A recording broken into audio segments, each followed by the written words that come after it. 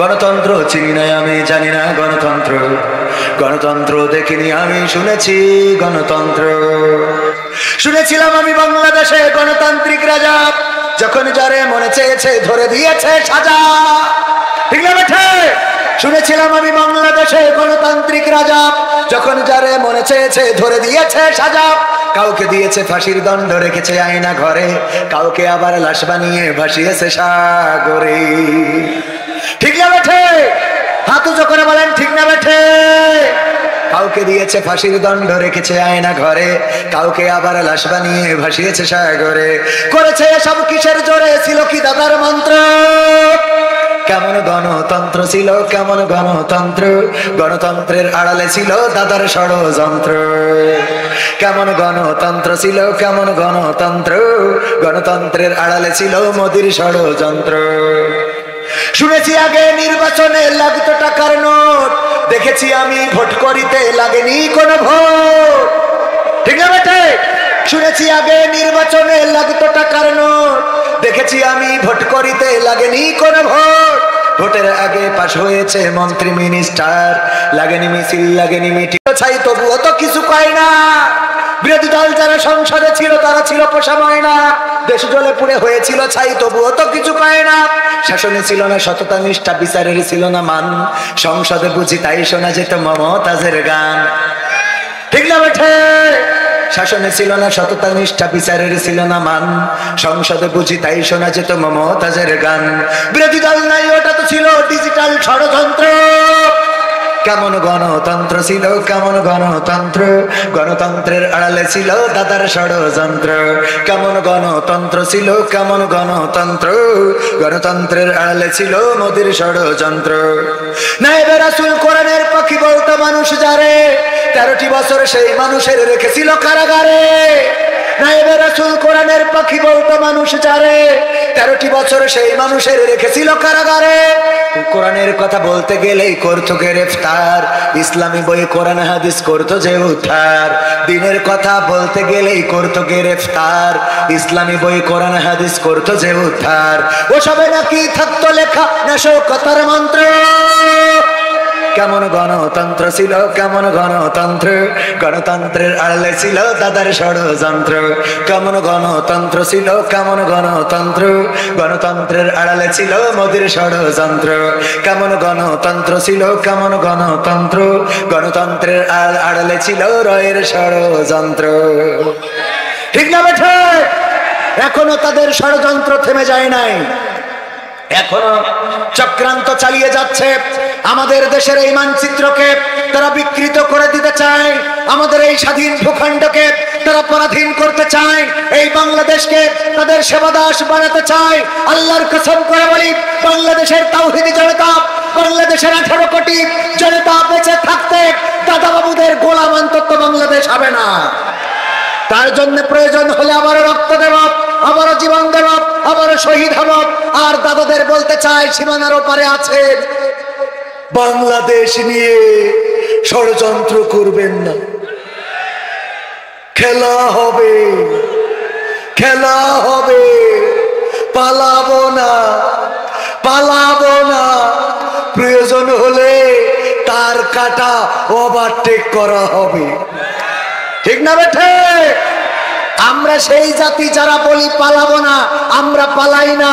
এখন সেই জাতি আছে ক্ষমতায়, সুতরাং এই দেশ নিয়ে ষড়যন্ত্র করে লাভ নাই। পেঁয়াজ আমাদের দিবানা, আমাদের নেত্রী কি করে পেঁয়াজ ছাড়া রান্না করতে হয় শিখায় তারপর গেছে। ঠিক না বেটে? এখন তোগের পেঁয়াজ তুরা খা, আমরা পেঁয়াজ ছাড়া রান্না জানি, সেইটা শিখায় তারপরে আমার নেত্রী গেছে। ওখানে যেও শিখাচ্ছে যে পেঁয়াজ ছাড়া কি করে খাতি হয়। এখন ওখানকার চাষিরা বলছে, আমরা তো বুঝতে পারছি না, আমাদের তো অনেক ক্ষতি হয়ে যাচ্ছে, আমরা বাংলাদেশে তো রপ্তানি করতে পারছি না। হ্যাঁ পারবি কি করে? তোকে এক সাংবাদিক বলে বাংলাদেশ থাকবে না, থাকবে না, বাংলাদেশ থাকলে কি আসবে? বাংলাদেশ থাকবে না, আমি বলে দিলাম বাংলাদেশ থাকবে না। বাংলাদেশ থাকবে, বাংলাদেশ তোর বাংলাদেশ যখন তোর তো জন্মই হয়নি। আবার কয় যে বাংলাদেশে নাকি হিন্দুরা নুনু না কাটলে নাকি বেরোতে পারছে। শয়তান, এই টেলিভিশনে এই কথা বলে। বাবা তুমি বুঝবা না, এটা মুরব্বীরা এইটা ওই বলে না বলে না। আমি বললাম এই দেশে তো কাটা হচ্ছে না, এটা ঠিক। তোরা যারা বলছিস চলো চলো বাংলাদেশ চলো, আইসো, তার কাটারি কেটে আমরাও কেসি নিয়ে বসে আছি, কাটবো আর ঢুকাবো। আমরা জিজ্ঞেস করবো দাদা কেটে এসেছেন নাকি গিয়ে কাটবেন? ঠিক না বেটে? কলকাতায় খালি তোমরা ডায়লগ দিতে পারো তা না, তো দাদা খেয়ে এসেছেন নাকি গিয়ে খাবে? আমরা বলবো দাদা কেটে এসেছেন নাকি গিয়ে কাটবে। শয়তান। বাবরি মসজিদ ভাঙে কারা? ভেঙেছে কারা? এই বাংলাদেশে কোন মন্দিরে হামলা চালানো হয় নাই, এই বাংলাদেশে মূর্তি ভাঙা হয় নাই, বরং বাংলাদেশের তাওহীদি জনতা, মাদ্রাসার ছাত্ররা, কোরআনের খাদেমেরা, ইসলামী আন্দোলনের নেতা কর্মীরা এবারের দুর্গা পূজায় মন্দিরের সামনে যে পাহারা দিয়ে প্রমাণ করে দিয়েছে আমাদের দেশ অসাম্প্রদায়িক বাংলাদেশ। হিন্দু বৌদ্ধ খ্রিস্টান মিলেমিশে বসবাস করেন এই বাংলাদেশের অন্য ধর্মের লোক ডিবের কুসুমের ডিবে যেমন কুসুম নিরাপদ থাকে তেমনই নিরাপদে আছে, বলেন ঠিক কিনা? আর আমার দাদার দেশ তারা তো হলো ওরা যারা আমার বাবরি মসজিদটাকে অটল বিহারী বাজপেয়ী উগ্রতা সৃষ্টি করে রাম মন্দির আছে বলে মসজিদ ভেঙেছিল, এবং সেই মসজিদ ভেঙেই ক্ষান্ত হয় নাই, সেখানে রাম মন্দির বানিয়ে এই নরেন্দ্র মোদী সরকার 2022-এ উদ্বোধন করে সর্বশেষ ব্রেকটা মেরেছিলেন। যারা মসজিদ ভেঙে মন্দির বানায়, যারা মসজিদের সামনে ঢুকি তবলা বাজায়, যারা আজ পর্যন্ত আজকের পত্রিকার রিপোর্ট ভারতের একজন হিন্দু বলেছে আগে হিন্দুরা ভগবান খুঁজতে যেত মন্দিরে, আর এখন ভগবান খোঁজে মসজিদে। ভগবান খোঁজে কোথায়? মসজিদে। আগে ভগবান খুঁজতো মন্দিরে, পূজা অর্চনা করত, সেখানে যে তারা তাদের ভগবানকে যেভাবে ডাকা যায় ডাকত, তারা তাদের মূর্তির সামনে বিভিন্ন খাদ্যদ্রব্য দিয়ে সেটাকে প্রসাদ হিসাবে ভক্ষণ করে নেকি অর্জনের চেষ্টা করত তাদের ধর্ম অনুযায়ী। আর এখন তারা মসজিদ ভাঙার জন্য প্রস্তুতি শুধু নেয় নাই, বরং ভারতে মসজিদ ভাঙার একটা ইমেজ তৈরি হয়েছে, মসজিদ ভাঙার জন্য একটা যেন নতুন করে প্রজেক্ট হাতে নিয়েছে এই মোদী সরকার, বিজেপি সরকার। তারা মসজিদে মসজিদে ভগবান খুঁজে চলেছে। মসজিদ ভেঙে মুসলমানদের কলিজায় আঘাত করো, মুসলমানদের কলিজায় আঘাত করে হয়তো ক্ষতবিক্ষত করতে পারো, কিন্তু তোমাদের তাকদীরে আঘাত পড়ে, তোমাদের ভাগ্যের পরিবর্তন হয়ে যায়। বাবরি মসজিদ যারা ভেঙেছিল ইতিহাস সাক্ষী, পরবর্তীতে কারো মৃত্যু স্বাভাবিকভাবে হয় নাই, কারণ আল্লাহর সাথে বেয়াদবি করার ফল ভালো হয়। এই বাংলাদেশে বোরহানুদ্দিনের হাত কেটেছিল, বোরহানুদ্দিনের সন্তানকে শহীদ করেছিল গৌর গোবিন্দ নামক একজন শাসক। সেই শাসক শাহজালালের অভিযানে এই বাংলাদেশ ছেড়ে পালিয়েছিল। আজ পর্যন্ত পৃথিবীর ইতিহাসে সে কোথায় গিয়েছে খুঁজে পাওয়া যায় নাই। জানেন কিনা আপনারা? মসজিদের সাথে বাড়াবাড়ি করো না, মন্দিরের সাথেও বাড়াবাড়ি করো না। যারা যে নামে রবকে ডাকতে চায় ডাকতে দাও, ইসলাম এটাই বলে, ঠিক না বেঠিক? যারা যে নামে ডাকতে চায় ডাকুক, যারা যে নামে আল্লাহকে ডাকতে চায় ডাকুক। আপনি দাওয়াতি কাজ করতে পারেন, কিন্তু হামলা মামলা করতে পারেন। হিন্দুরা তাদের মন্দিরে পূজা করবে, এটাই তো ঠিক, কিন্তু আমাদের কোন নেতা যেয়ে বলতে পারবে না এবার মা দুর্গা ঘোড়ায় চড়ে এসেছে। বলা যাবে এটা? এইটা বলা যাবে না। ওখানে আপনার দায়িত্ব থাকলে যেতে পারবেন, তাদের খোঁজ দিতে পারবেন, কিন্তু ওদের ধর্মের বিশ্বাসী এই জাতীয় কথা বলতে পারবে? ওগো আমার ভাইরা, আলোচনায় আসি। মা বোনেরা অনেকেই রয়েছেন, আল্লাহ বলেছেন ওয়া করনা ফি বুয়ুতিকুন্না ওয়ালা তাবাররাজনা তাবাররুজাল জাহিলিয়াতিল উলা। ওগো নারীরা, পর্দার মধ্যে থাকো, জাহেলি যুগের মেয়েদের মতো সেজে গুজে নিজেদেরকে প্রদর্শন করে বেড়ায়ও না। কথাটা কার? আর এখন সাজুগুজু আছে না নাই? এই বিউটি পার্লার কে দিয়েছে? বিউটি পার্লার ঘরে ঘরে। ওরে বাবা, সেদিন দেখলাম একজন বিউটি পার্লারে যেয়ে ওর বউ যেখান থেকে সেজেছিল ওখানে আইফোনের একটা বাক্স নিয়ে গেছে। ফেসবুকে দেখলাম আইফোনের বাক্স নিয়ে যেয়ে ওই বিউটি পার্লারের মালিককে দিয়েছে যে আমার পক্ষ থেকে এই আইফোনের বাক্স। 16 প্রো ম্যাক্স। কি ম্যাক্স? 16 প্রো ম্যাক্স, 2 লাখ টাকার উপরে। ওই বিউটি পার্লার আলা পেয়ে তো ওরে খুশি। এত বড় দামি পুরস্কার কেউ তো দেয় না। বক্স ওপেন করার পরে দেখে ওখানে ব্রিটিশ আমলের নোকিয়া 1100 মডেলের একটা ফোন। সহ্য কি না করে পারা যায়? ওতে আবার লিখে দিয়েছে এখন মজাটা কেমন লাগে, তুই আমার যে মালটা দিছিস সেই করেই তো দিছিলি। কথা কি বোঝা গেছে? যে মালটা দিছিস 1 বছরের পরে নোকিয়া 1100। অথচ যখন বিয়ে করলাম মনে হইলো 16 pro max, iPhone, Samsung ultra কি জন্য আলট্রা 5G। স্যামসাং আমার রকিরা ভালো বলতে পারে, ওরা আবার আপডেট মডেলের, আমি তো আবার আগের মডেলের। ওরা ভালো বলতে পারে আলট্রা 5G স্যামসাং, এই মনে করে বিয়ে করে আনলাম। আর 1 বছরের পরে সব ফাঁকা ফাঁকা ফাঁকা ফাঁকা। এবার গান গায়, আমি পারি না আর পারি না, আমি কেন মরি না, আজরাইল কি চিনে না আমারে গো, আমি পারি না আর পারি না। হয়তো 2 দিন পরে মরবো, আগে মরলে কি ক্ষতি, ওরে এই দুনিয়ার বিউটি পার্লারে বুঝলাম না রে ভাবগতি। ও আমার ঘরের রমণী, সে যে কাল নাগিনী, আমারে বাজাইলো 12টায়, আমি পারি না আর পারি না। কথা কয় না। তবে পুরুষদের ধন্যবাদ দিতে হয়, এরা এই ভালো যে বলে আমি পারি না আর পারি না, আমি কেন মরি না, হয়তো 2 দিন পরে মারবো, আগে মরলে কি ক্ষতি। আর আমার মা বোনেরা যদি এই গান গাইতো তাইলে বলতো আমি পারি না আর পারি না, আমার স্বামী কেন মরে না, আজরাইল কি চিনে না স্বামী রে গো, আমি পারি না আর পারি না। মানে ওর মরে গেলি আর বগল বাজায় লাইন আছে না না। কত কথা কব মনের মধ্যে, দুঃখ দুঃখ। দ্বিতীয় বক্তায় এত বেশি বলা যাবে না, প্রধান বক্তা বলবে। আপনারা কি আরো শুনবেন? শুনবেন কারা কারা? হাত দেখি। নারায়ে তাকবীর, আল কোরআনের আলো, আল হাদিসের আলো, আমার নেতা তোমার নেতা, নারায়ে তাকবীর। সবাই জিকির করেন লা ইলাহা ইল্লাল্লাহ।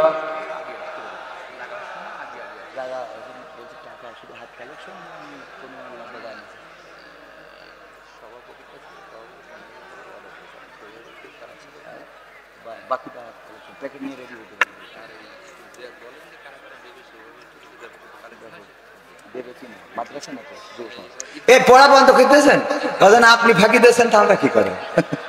ঠিক না বে ঠিক? ওই যে ভালছে যে এই লিচু চুরি করিস রোজ রোজ, কিডারে তোরাই ধরি ফেলিছি, তোর আব্বার নাম কি তাই কর। তা বলছে কেন? বলছে তোর আব্বার কাছে বিচার দেবো। তা বলছে বিচার দেবেন আব্বার কাছে? দেবো মানে কি, তোর আব্বার নাম কি? বলছে আব্বা তো বাড়ি নেই, বাড়ি নেই কনে? বলছে আব্বা তো উপরে ডালেতে পেড়ি দিচ্ছে, আমি কেন ধরছি। বোঝা যায়নি? স্যার বলতেছে অঙ্ক অঙ্ক তো যা করেছি সব ভুল, সব ভুল, সব ভুল, সব ভুল, একটাও তো নাম্বার হয়নি, নাম্বার হয়নি। তা ঠিক আছে বাড়ি যাই হইবে না। আব্বা যাই বলছে আব্বা এত বলতে যে ছেলেবেলায় খুব লেখাপড়ায় 1 রোল হইতো, তো অঙ্ক করতে একটাও তো হয়নি। মানে বড় বড় কথা বলা লোক যদি কাজ না করে সমস্যা আছে না নাই? কোন মাটিতে তৈরি রে তুই মা, কোন মাটিতে তৈরি রে তুই মা, কোন মাটিতে তৈরি রে তুই মা, কোন মাটিতে তৈরি রে তুই মা। এত কষ্ট দিলাম তোরে আমি সারা জীবন ধরে, এত কষ্ট দিলাম তোরে আমি সারা জীবন ধরে, অবধ ছেলে বলে তবু, অবধ ছেলে বলে তবু করলি রে ক্ষমা, কোন মাটিতে তৈরি রে তুই মা, কোন মাটিতে তৈরি রে তুই মা, কোন মাটিতে তৈরি রে তুই মা, কোন মাটিতে তৈরি রে তুই মা। মাটির মতো সহ্য করার প্রবল ক্ষমতা, তবু তোর ঝরে মায়ের মমতা, মাটির মতো সহ্য করার প্রবল ক্ষমতা, তবু তোর ঠোঁটে ঝরে মায়ের মমতা। তিন ভুবনের স্বর্গ শুধু, তিন ভুবনের স্বর্গ শুধু তুই তো আমার মা। অবধ ছেলে বলে তবু করলি রে ক্ষমা। কোন মাটিতে তৈরি রে তুই মা, কোন মাটিতে তৈরি রে তুই মা, কোন মাটিতে তৈরি রে তুই মা, কোন মাটিতে তৈরি রে তুই মা। আবার যদি কখনো মা জন্ম আমি পাই, সব জন্মেই তোর কোলে মা সুখের মরণ চাই। আবার যদি কখনো মা জন্ম আমি পাই, সব জন্মেই তোর কোলে মা সুখের মরণ চাই। আমি মারা যাবার আগে, আমি মারা যাবার আগে মরিস না তুই মা। অবধ ছেলে বলে তবু করলি রে ক্ষমা। কোন মাটিতে তৈরি রে তুই মা, কোন মাটিতে তৈরি রে তুই মা, কোন মাটিতে তৈরি রে তুই মা, কোন মাটিতে তৈরি রে তুই মা। মা গো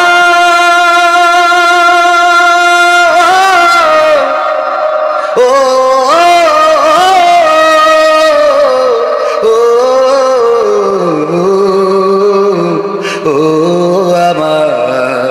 জনম দুঃখিনী মা। মা নাই কার কার, মা নাই কার কার?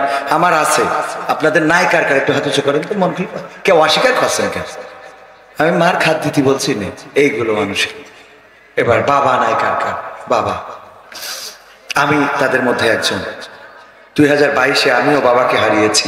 এই মহেশপুরের অলিতে গলিতে আমার আব্বার পদচারণা ছিল না, ছিল না। যারা মুরব্বী তারা চিনে থাকবেন। 22 বছর আগে ইন্তেকাল করেছেন, সুতরাং এখনকার যুবকেরা চিনবে না। এই মহেশপুরের অলিতে গলিতে যাদবপুর, গোপালপুর, এই সব পুর সব আব্বার ডায়েরিতে, এখনো আব্বার পুরনো ডায়েরিতে যাদবপুরের নাম লেখা আছে। আব্বা নাই, আব্বাও নাই, মা নয়। কয়জন? আব্বাও নাই, মাও নাই। অনেকের হিসেব করলে দেখা যায় এখানে প্রায় সবাই আমরা এতিম। ভাইয়েরা আমার, ব্যথা পেলে আমি বুকে তুলে নিতে, কোনো বায়না করে কাঁদলে আমি তোমার স্নেহের হাতে চোখ মুছে দিতে। আজ তুমি নেই তাই নীরবে কেঁদে যাই, আজ তুমি নেই তাই নীরবে কেঁদে যাই। তোমার স্মৃতি শুধু মনে পড়ে বাবা, কখনো ভাবিনি আমি আমাকে কাঁদিয়ে তুমি এত সকালে চলে যাবা। তুমি তো ছিলে বাবা বটেরই ছায়া, আদর সোহাগ দিতে করতে মায়া। তুমি তো ছিলে বাবা বটেরই ছায়া, আদর সোহাগ দিতে করতে মায়া। তোমারই সম্পদ নষ্ট করেছি কত, কখনো বলনি তুমি আমি অপায়া। আজ তুমি দূরে, দূর বহু দূরে, আজ তুমি দূরে, দূর বহু দূরে। কেমন আছো তা জানি না বাবা, কখনো ভাবিনি আমি আমাকে কাঁদিয়ে তুমি এত সকালে চলে যাবা। বাবা গো বাবা, বাবা গো ও